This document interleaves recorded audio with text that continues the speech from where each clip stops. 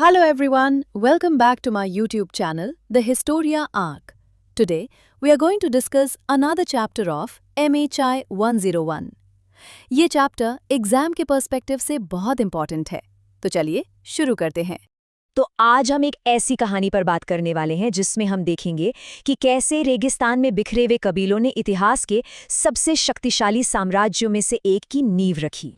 ये वो एक बड़ा सवाल है जो इस पूरी कहानी के बिल्कुल केंद्र में है। और ये सिर्फ जीत और हार की कहानी नहीं है, बल्कि ये एक ऐसे आइडिया की, एक ऐसे विचार की ताकत की कहानी है जिसने दुनिया को हमेशा के लिए बदल दिया। इस कहानी को ठीक से समझने के लिए हमें थोड़ा समय में पीछे चलना होगा। जरा सोचिए, 7वीं शती का अरब, वो दुनिया आखिर दिखती कैसी थी? तो कल्पना कीजिए कि अरब का प्रायद्वीप दो बहुत बड़ी शक्तियों के बीच में फंसा हुआ था। एक तरफ था ईसाई बाइजेंटाइन साम्राज्य और दूसरी तरफ पारसी ससानियन साम्राज्य। ये दोनों सदियों से एक दूसरे से लड़ रहे थे और अरब इनकी लड़ाई का मैदान बन चुका था। जाहिर है, इसकी वजह से यहाँ हमेशा एक अस्थिरता का माहौल बना रहता। देखिए, उस वक्त अरब समाज की जो नींव थी वो मुरुवा के सिद्धांत पर टिकी थी। ये एक तरह का कबीलाई सम्मान का कोड था। यहाँ वफादारी किसी राजा या देश से नहीं होती थी, वफादारी होती थी तो सिर्फ अपने कबीले से। और यही कबीलाई वफादारी किसी भी तरह की राजनीतिक एकता को आप कह सकते हैं कि लगभग नामुमकिन बना देती थी। इसी बीच मक्का जैसा जो एक बड़ा व्यापारिक शहर था, वो बहुत अमीर हो रहा था। लेकिन इस अमीर की अपनी एक कीमत थी। जो पुराने कबीलाई मूल्य थे, जहाँ सब एक दूसरे का ख्याल रखते थे, वो टूट रहे थे। अब व्यक्तिवाद बढ़ रहा था, अमीर और अमीर होते जा रहे थे और कमजोरों का शोषण हो रहा था। मतलब समाज में एक गहरा असंतोष धीरे धीरे पनप रहा था। और ठीक इसी सामाजिक संकट के बीच एक क्रांतिकारी विचार सामने आया। एक ऐसा नया सिद्धांत जो इन कबीलाई विभाजनों को हमेशा के लिए खत्म कर सकता था। ये सफ़र पैगंबर मोहम्मद का था। इसकी शुरुआत हुई लगभग 610 ईस्वी में पहली प्रकाशना या वही से।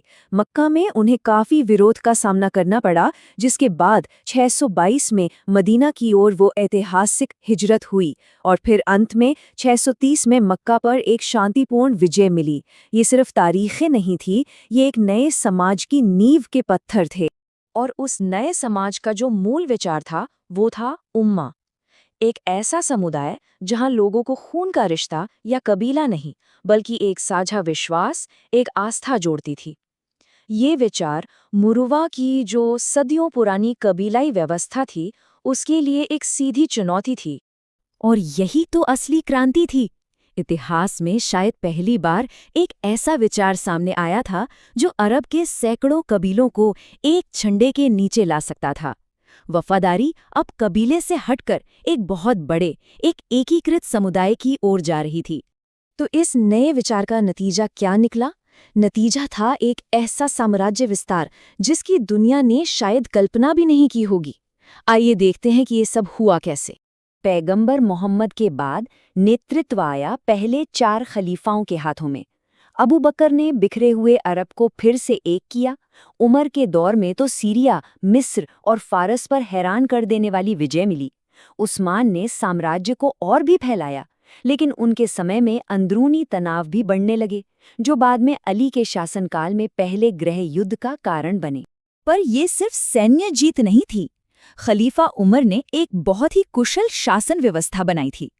जीते हुए इलाकों के लोगों को परेशान नहीं किया गया, उन्हें जिम्मी यानी संरक्षित नागरिक का दर्जा दिया गया। अरब सैनिकों के लिए बसरा और कूफा जैसे नए शहर बसाए गए और एक दीवान यानी एक रजिस्टर बनाया गया, जिससे साम्राज्य की दौलत को सब में सही से बांटा जा सके। ये एक बहुत ही कारगर तरीका साबित हुआ। लेकिन देखिए, इतने बड़े बहुजातीय साम्राज्य पर शासन करना अपनी नई चुनौतियां लेकर आता है। इस बड़ी सफलता ने ही जल्द ही विभाजन के बीज भी बो दिए। जो सबसे बड़ा बदलाव आया वो आया लीडरशिप चुनने के तरीके में। जहां पहले खलीफा आम सहमति से चुने जाते थे, वहीं उमैयद वंश ने इसे पीढ़ी दर पीढ़ी चलने वाला शासन बना दिया, बिल्कुल एक राजशाही की तरह। राजधानी भी मदीना से दमिश्क चली गई और इस बदलाव ने कई लोगों को नाराज कर दिया। और ये तनाव 680 ईस्वी में करबला की उस दुखद घटना में अपने चरम पर पहुंच गया, जहां पैगंबर के नाती हुसैन को मार दिया गया। इस एक घटना ने मुस्लिम समुदाय के भीतर की विभाजन को स्थायी बना दिया, जो आज भी हमें शिया और सुन्नी के रूप में देखने को मिलता है। उमैयद शासन के खिलाफ जो असंतोष बढ़ रहा था, उसने एक और क्रांति को जन्म दिया। अब्बासिदों ने सत्ता संभाली और साम्राज्य का केंद्र पूर्व की ओर एक बिल्कुल नए शहर में ले गए। और वो शहर था बगदाद। अब्बासियों के राज में बगदाद दुनिया की ज्ञान राजधानी बन गया। ये एक सुनहरा दौर था जहां विज्ञान, चिकित्सा, गणित और दर्शन आसमान छू रहे थे। ये एक ऐसा शहर था जहां दुनिया भर के विद्वान खिंची चले आते थे। लेकिन कोई भी स्वर्ण युग हमेशा के लिए नहीं रहता।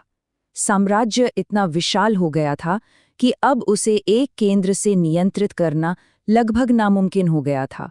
तो हुआ ये कि पतन की शुरुआत कई वजहों से हुई। खलीफा अपनी तुर्की सेना पर इतने ज्यादा निर्भर हो गए कि वे खुद ही एक तरह से कठपुतली बन गए। खजाना खाली होने लगा और दूर के गवर्नर्स अब खुद को राजा समझने लगे। धीरे धीरे बगदाद की पकड़ कमजोर होती गई और वो महान साम्राज्य टुकड़ों में बिखरने लगा। और ये हमें हमारे अंतिम विचार पर लाता है। उम्मा का वो विचार जिसने एक साम्राज्य बनाया, वो साम्राज्य के पतन के बाद भी जिंदा रहा। लेकिन जब राजनीतिक एकता खत्म हो जाती है तो उस एकीकृत विचार का क्या होता है? ये एक ऐसा सवाल है जो आज भी गूंजता है। Thank you for watching. अगर आपको ये वीडियो हेल्पफुल लगा तो please like, share and subscribe and join our Telegram community for notes and updates. Link is in the description box and in the comment section. Thank you.